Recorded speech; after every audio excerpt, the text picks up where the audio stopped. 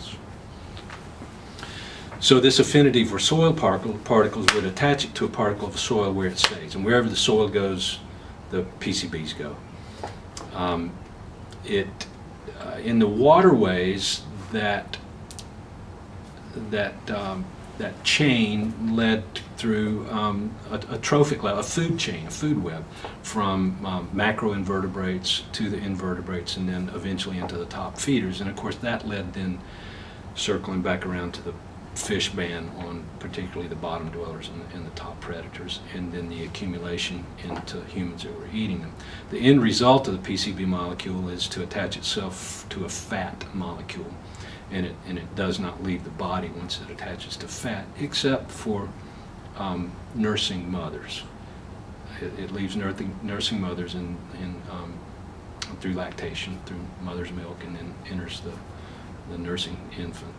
Otherwise, it stays attached to fatty molecules.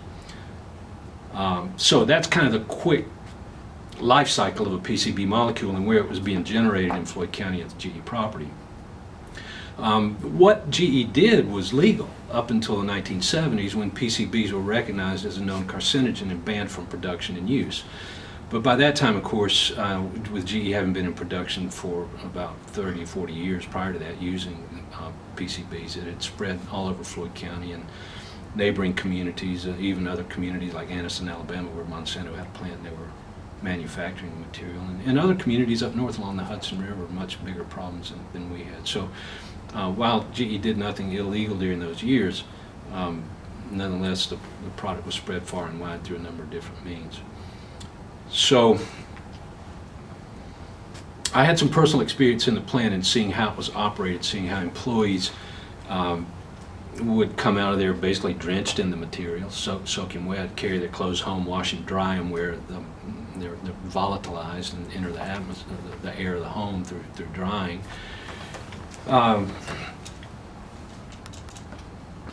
And we come to a time then through the plant's still in operation through the 70s and 80s, although PCBs are not being used. The North American Free Trade Agreement was enacted in the mid-90s, and GE left the plant, moved a good deal of equipment to Mexico. And along with that move came a lot of cleaning of equipment, and also came, about that time in the late 90s, the requirement by the Georgia Environmental Protection Division for GE to re-up their hazardous waste handling materials permit. And it was not that they were doing anything differently or handling new PCBs, they were not, but they did have them on site, and it was a known repository of the material. So they had to re-up for their permit, and part of that included a public notice for a hearing in town for a community to give their input. Coincidentally, about that time, the Rome News Tribune published a series of articles written by Jason Landers, a 7-part series, on the front page of the newspaper, which related much of what I've just said, but also included some human interest stories with employees and former employees, and some health-related aspects, sickness, illnesses. So this alignment of information and waste permitting requirements all came together at the same time that I had a physical geology class composed to a large degree of non-traditional students, many of which had personal histories with the GE plant, either relatives who had worked there,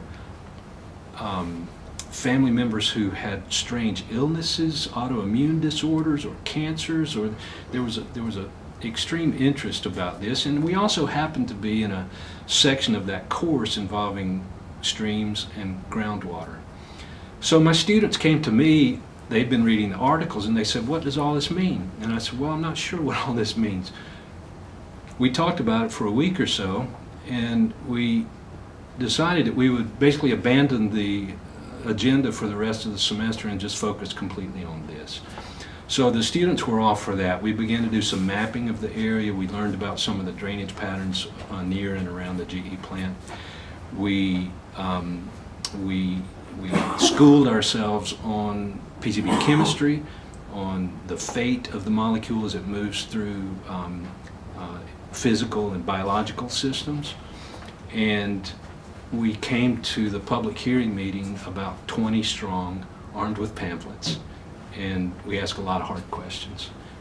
GE was not prepared. They didn't know that we were coming.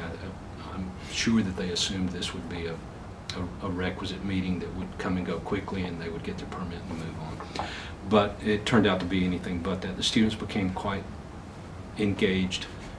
We wrote more material. We did a lot of informational door knocking, for lack of a better word. We walked the neighborhoods, knocked on doors, asked people questions, gave out information. A whole series of public meetings derived out of this. EPD got involved, EPA got involved. A local community organization, Citizens Action Network, CAN, was developed. We had several public meetings associated with that group or sponsored by that group where we tried to present information. The goal for CAN was to have landfill A, which is where the railroad tanker car is the greatest concentration of waste materials, to have landfill A dug up, hauled off, and burned. That's really the only way to get rid of the PCB molecule in contaminated dirt, is to incinerate it at a high temperature. Of course, that was met with strong resistance from GE, and by this time they had quite a bank of lawyers who were opposing all of this, and they were negotiating, of course, directly with EPD, because EPD is a regulatory agency. So EPD's got a couple of lawyers statewide to handle all the environmental problems that are in the state, and GE's got a double handful of lawyers just focused on this issue. I believe. Hang on one second. Do you mind? I'm nervous about the audio. You're knocking it out of the park, and I'm nervous. I know. No, we'll go back. Well, that's my can do it all again. my concern is that I want to double check this and just see what we're getting.